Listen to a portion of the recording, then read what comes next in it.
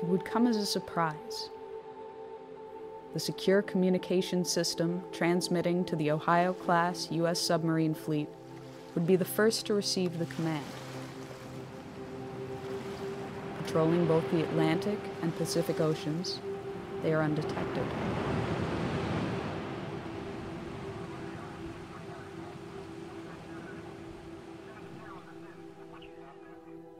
Fourteen of the 18 warships are equipped with 24 Trident missiles each, Trident 1s and Trident 2s. The remaining 4 are armed with 154 Tomahawk cruise missiles, which can be outfitted with nuclear warheads. The fleet as a whole represents half of the United States' strategic thermonuclear capability. A single Trident II missile is equipped with up to 8 nuclear warheads aboard a multiple independently targetable re-entry vehicle, or MIRV. A single W-88 warhead delivers the equivalent of 475 kilotons of TNT. In the case of a full deployment, the United States could unleash over 400 such missiles with between 6 and 8 warheads each.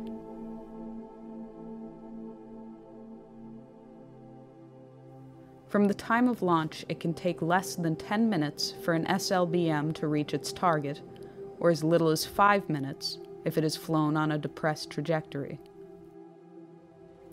This allows a very short margin for reaction.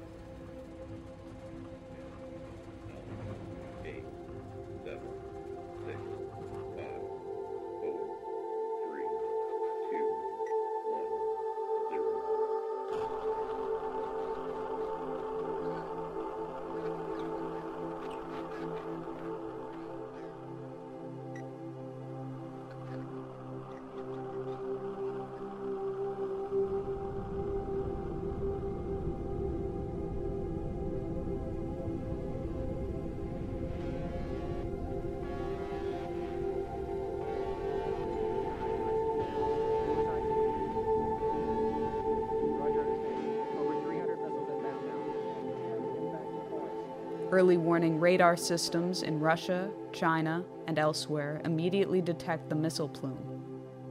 They can determine the trajectory and intended target of the missiles. Minutes fracture into seconds. This is not a test. This is not scheduled.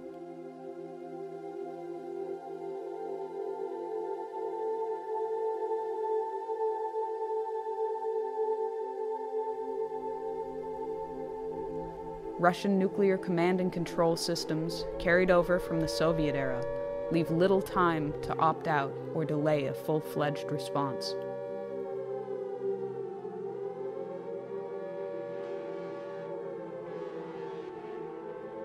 Within 50 seconds, the missile has peaked above the Earth's atmosphere. It reaches its top speed. The engine drops off. The bus releases multiple warheads as well as decoys. The radar systems on the ground are overwhelmed and unable to differentiate the two when they are in post-boost phase. Re-entering the atmosphere, the decoys burn off, and the warheads enter their terminal phase.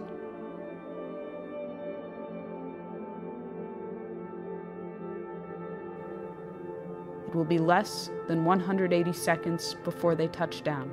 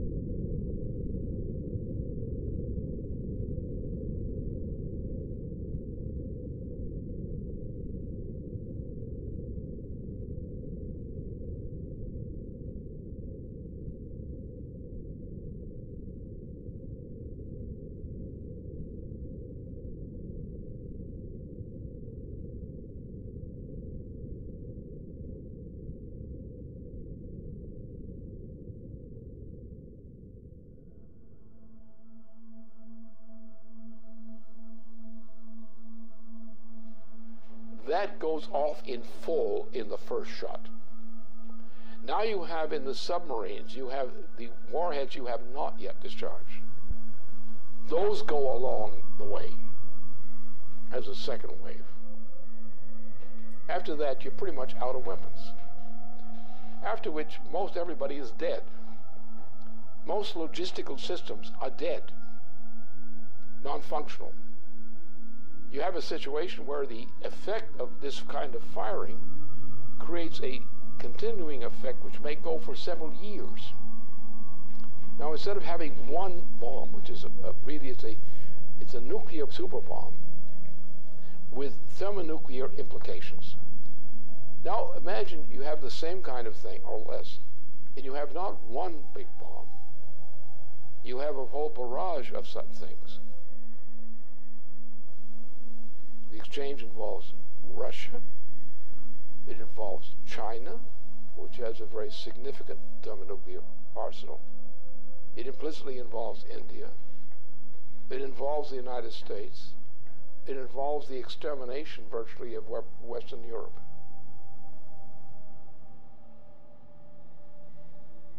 And this is what Obama represents. It's what he's intended.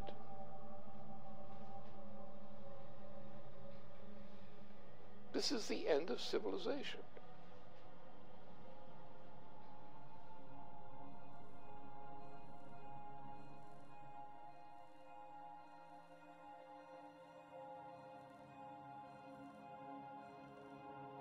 The flash was unimaginably bright.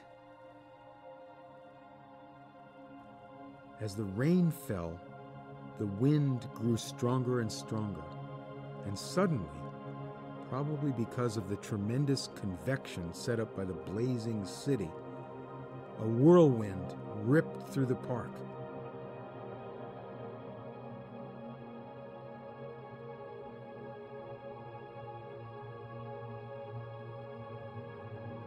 They all felt terribly thirsty, and they drank from the river. At once they were nauseated and began vomiting, and they retched the whole day. Others were also nauseated, probably because of the strong odor of ionization and electric smell given off by the bomb's fission. It was very crowded, and to distinguish the living from the dead was not easy, for most of the people lay still with their eyes open. You reached down and took a woman by the hands, but her skin slipped off in huge glove-like pieces. Those who had their faces upturned when the bomb went off, they were all in exactly the same nightmarish state. Their faces were wholly burned. Their eye sockets were hollow. The fluid from their melted eyes had run down their cheeks. Their mouths were mere swollen, pus-covered wounds, which they could not bear to stretch enough to admit the spout of a teapot.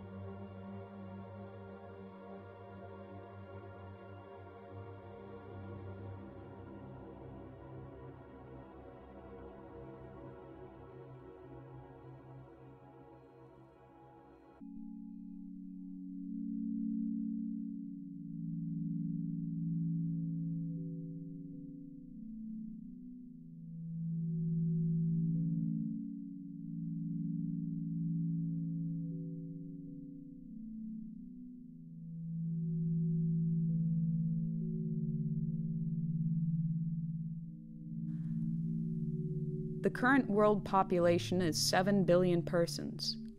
The current global nuclear arsenal is approximately 5,000 megatons. After a full nuclear exchange and the immediate loss of life at the points of direct impact and surrounding fallout zones, the ongoing environmental, climatic, and social consequences continue for years.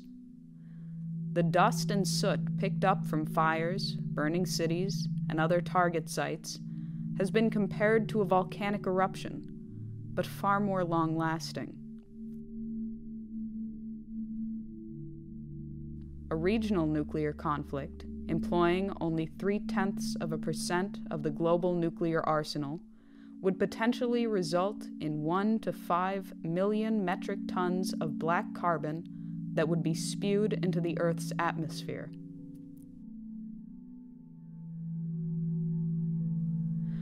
A spring or summer attack, or an attack in the extended region of the subtropics, would inevitably cause the smoke injections to heat, absorbing shortwave radiation, and to rise.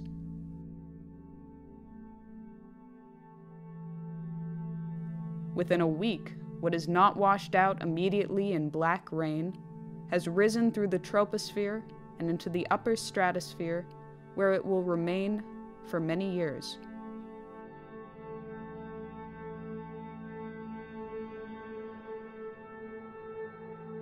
The smoke cloud and the absorption of residual particles plunges global surface temperatures.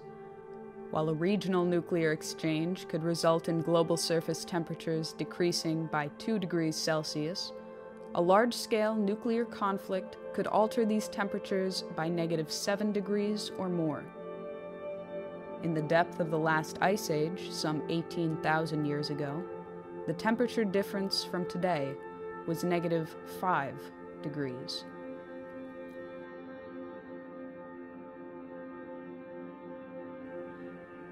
Famine for billions of people far from the target zones would be the result of a -2 degree change. Growing seasons would be shortened by nearly 3 weeks, wiping out crops. A change in 5 degrees would sufficiently ruin Canadian agriculture entirely.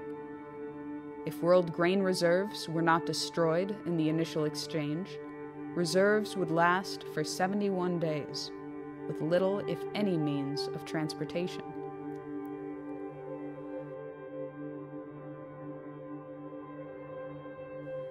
The global hydrological cycle would be disrupted due to the rapid climate change, and global precipitation would likely drop by 45%. The total integrated dose of radiation to living things could reach up to half the level of lethality for human beings, even in regions of the world outside the war latitudes.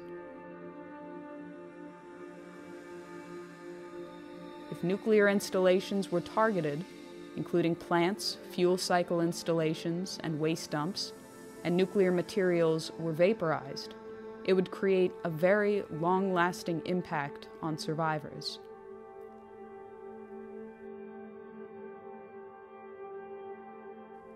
These are only the projected consequences, but it has been said that the effects of a nuclear war that cannot be calculated are just as important as those for which estimates exist. Both, however, are subject to very large uncertainties. These estimated consequences have, so far, survived the scrutiny of scientists in the East and West for the past 30 years.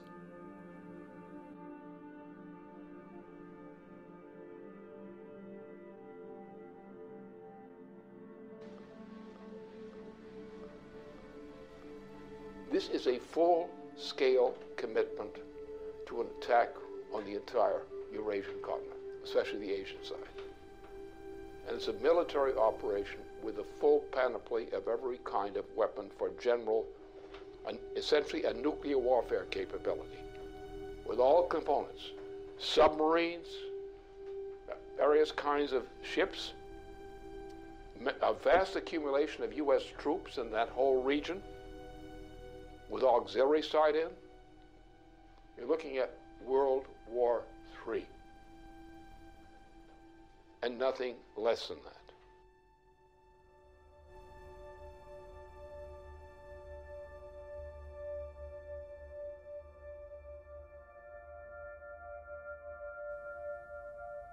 In the period of late 2011, U.S. President Barack Obama inaugurated a Pacific Century, or a Pacific Pivot, which expands U.S. military presence in the naval theaters of the Pacific and Indian Oceans. This expansion has been seen as an attempt to contain China and erode its regional sovereignty by building up a presence in bordering territories.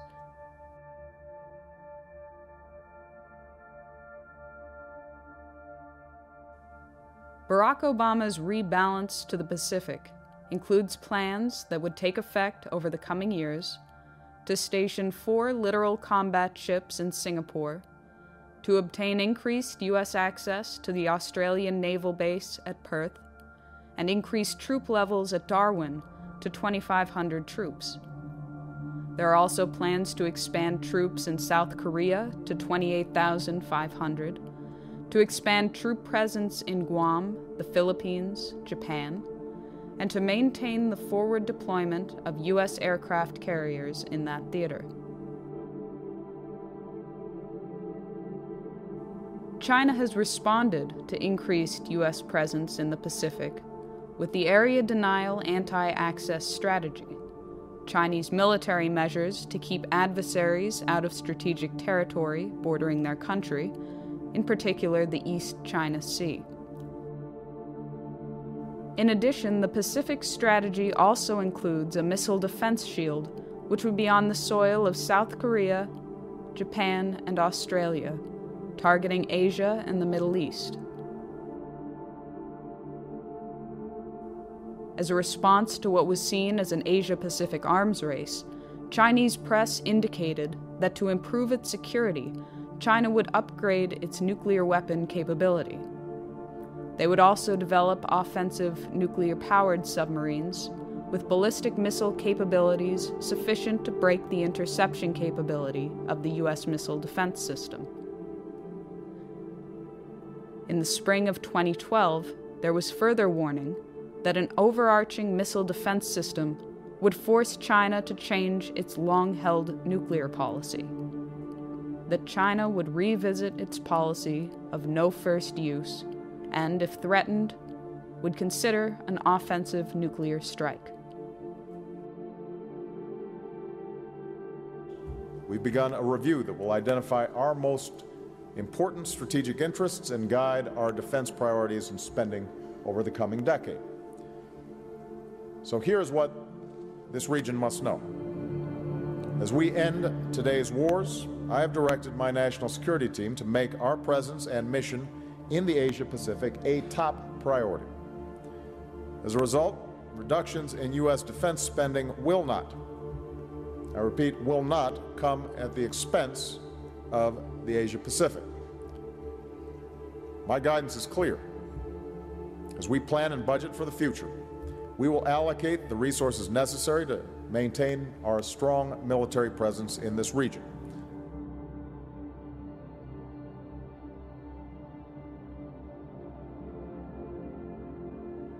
Since the 2009 inauguration of the Obama administration, plans for the European phased adaptive approach have continued and escalated in spite of Russian offers of a joint ABM system. In May 2012, NATO announced that Phase 1 of that system was operational.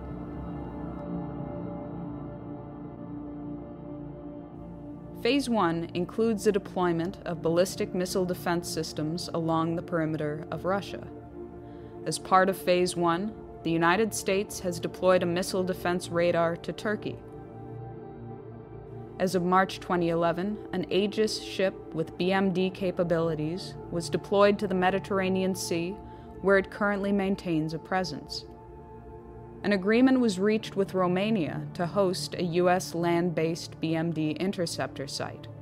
Agreements were also reached with Poland to host a similar site. The existing naval facility in Rota, Spain, also agreed to host 4 U.S. Aegis destroyers, each with BMD capabilities and equipped with Tomahawk missiles able to deliver both conventional and nuclear warheads.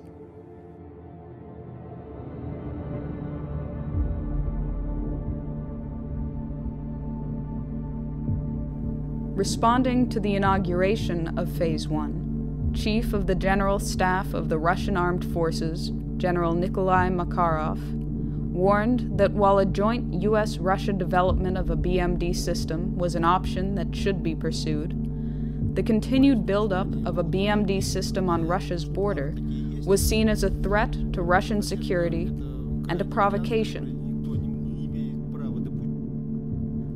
The military would, therefore, consider a preemptive strike against the sites from Kaliningrad using Iskander missiles, truck-mobile, nuclear-capable tactical missiles with a range of up to 400 kilometers. Размещение новых ударных вооружений на юге и северо-западе России. Для огневого поражения комплексов противоракетной обороны, включая развертывание ракетного комплекса «Искандер» в Калининградской области, представляет собой один из возможных вариантов разрушения инфраструктуры ПРО в Европе. С учетом дестабилизирующего характера системы ПРО, а именно создание иллюзии нанесения безнаказанного разоружающего удара, принятие решения об упреждающем применении имеющихся средств поражения будет приниматься в период обострения обстановки.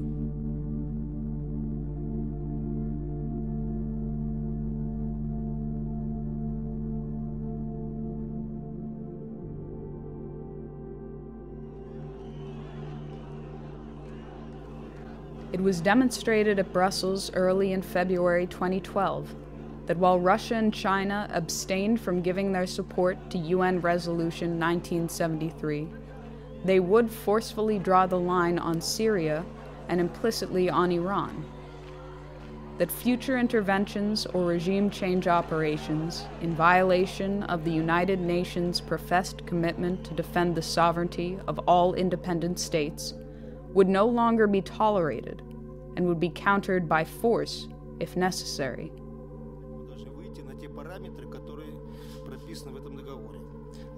Будет развернута очень широкая работа к тем, чтобы все страны или весь ядерный клуб, который очень обширен сейчас, подключились к этому договору. Мы понимаем, что так нельзя.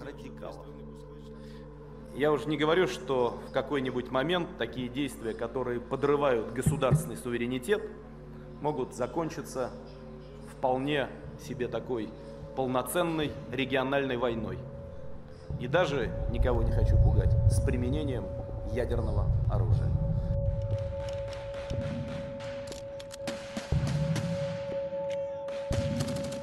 In a speech before the 18th General Assembly of the United Nations, President John Kennedy warned even little wars are dangerous in a nuclear world.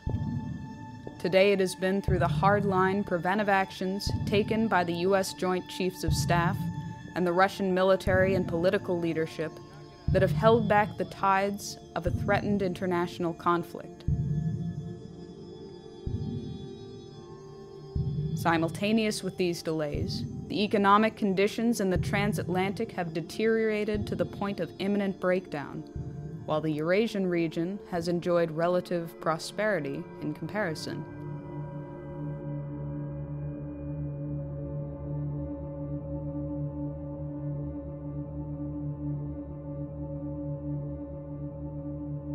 Since the hyperinflationary measures started in 2008 and continue unabated to this day, the transatlantic economies are in ruins and no longer maintain the semblance of economic power they had 30 years ago.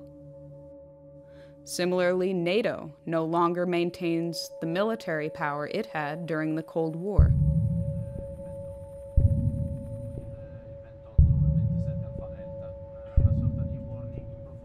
Only the United Kingdom, France, and the United States, among the NATO countries, maintain their own nuclear arsenal. France is believed to have a nuclear stockpile of 300 warheads. And Britain maintains a stockpile of 225 with 160 active nuclear warheads.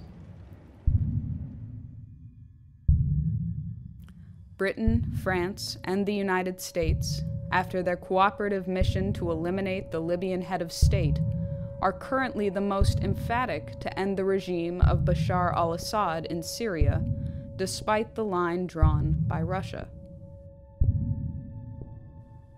This enthusiasm from the West has taken the form of openly arming barbaric opposition groups. They've claimed the right to enforce humanitarian intervention policies of the type championed by Iraq War architect Tony Blair.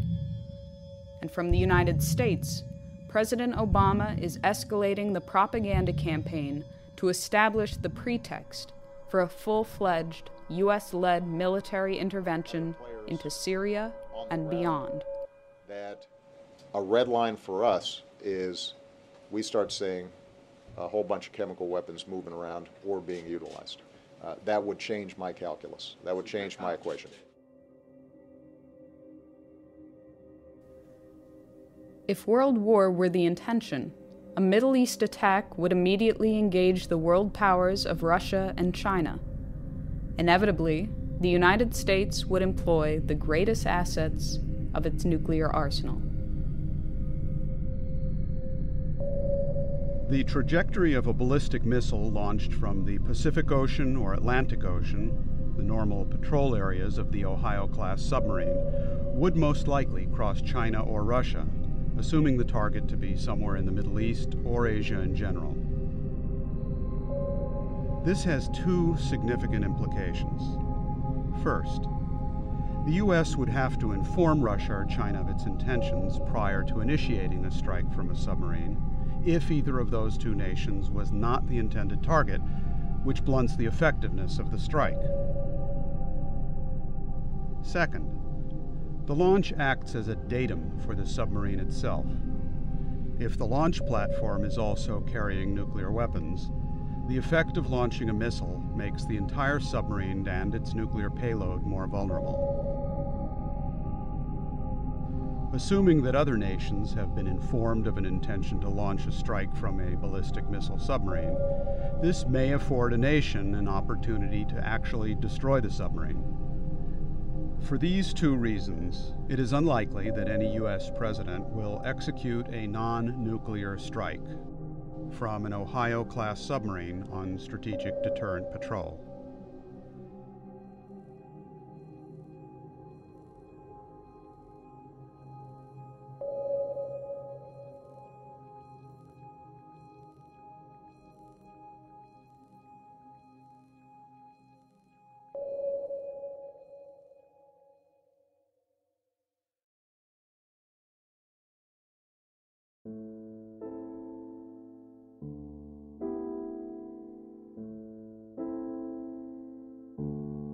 At the commencement of the August 1983 Erice Conference on the technological basis on which to build peace, Chairman Antonino Zikiki spoke of the consequences to humanity and the planet as a whole if a personality came on the scene foolish enough to provoke a worldwide thermonuclear confrontation. He warned that in history, fools have never been lacking.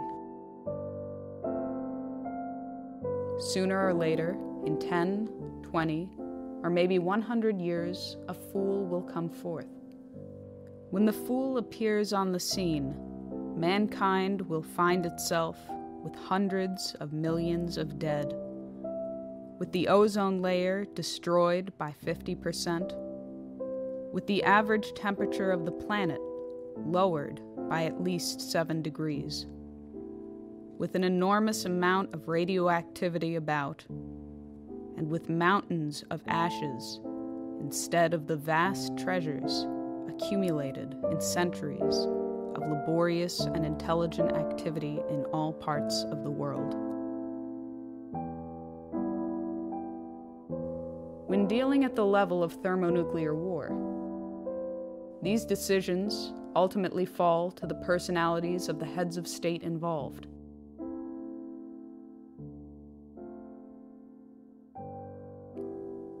When the American people chose Dwight D. Eisenhower to lead the nation, it was his handling of the Suez Crisis which drew us back from what would have inevitably escalated into nuclear war.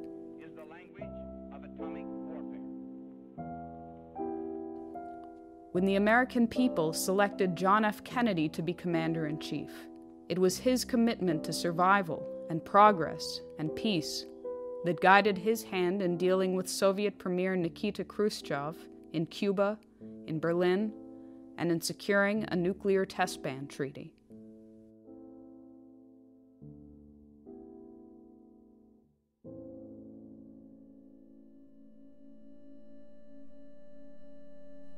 Today, the American people have chosen Barack Obama, who, at the earliest phase of his presidency, was already moving the apparatus into place that could and would trigger a worldwide nuclear holocaust. Obama, on his part, is clinically insane. His state of mind, as manifest, is that of a clinically insane person. And it's a clinical insanity of the neurotype. So therefore, he is in a mood and on a road toward his own self-annihilation, whether as a personality or even more drastic measures. That is coming. This man is a type who's capable of suicide. This may be the first clear suicide case in the U.S. presidency. He's in the direction of getting there. Whether he actually gets there, the fact remains he's now developing rapidly in that direction.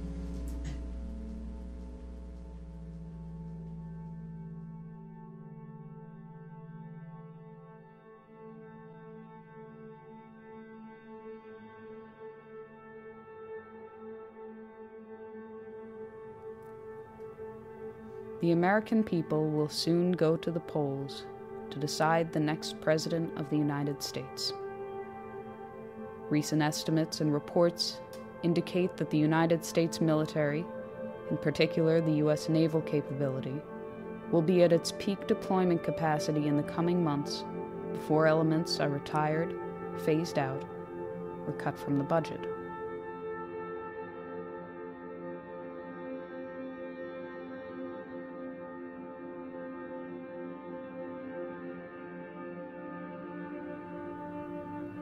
If ever there were a time to launch an attack, it would be now, in these coming months.